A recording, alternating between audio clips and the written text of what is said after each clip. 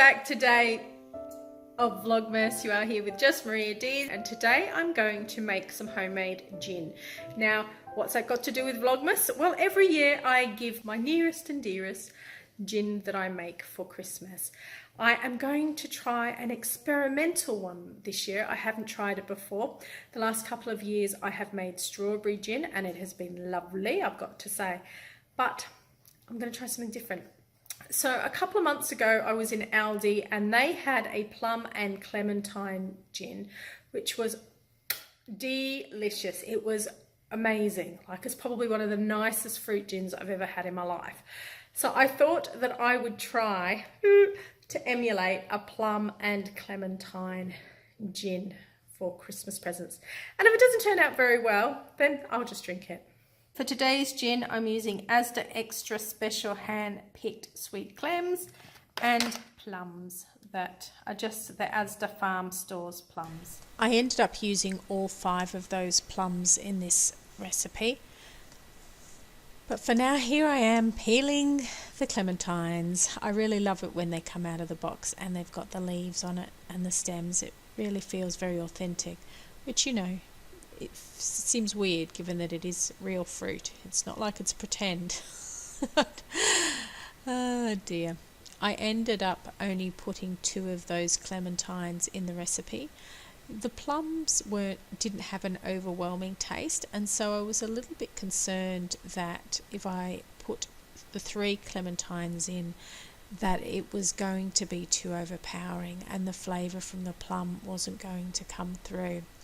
And that wouldn't have been good.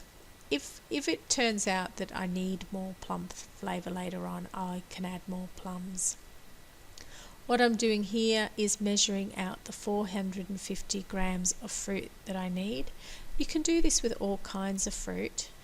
As I said earlier, I've made it with strawberry and I've made it with raspberry, and I've even done a strawberry nectarine gin, which was nice as well. And it's just a simple gin infusion. You're not really making gin as such. So it goes into the jar, giving it a shake around just to release the juices, and then I'm going to mush it up. I don't do this with my strawberry one, I just use a potato masher, but this fruit was a lot harder to do with the potato masher.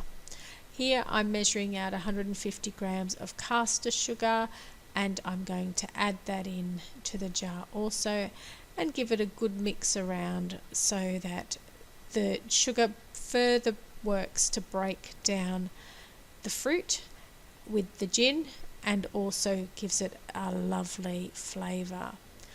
We have using the Co-op gin once more. I have put a litre of it in there, so hopefully we should get a good turnout. All we need to do now is let it sit. The strawberry one takes about 3 days to break down and be yummy scrummy. I'm going to have to watch this one. I've never done this before. This is an experiment. So I will go by and every day I will shake it and make sure it's well mixed up. And I will taste it again after 3 days and see how we get on. See if I need to add any more plums or to sweeten it. That's my concern really. Perhaps the clementine's going to be overwhelming and the plum flavour won't come through. But I will keep you up to date with how my clementine and plum gin goes. I hope it's as good as the Aldi one, because it was a good gin. I don't go in for lots of fruit gins. Like, I make my own strawberry and I make my own raspberry, and now I'm trying this one.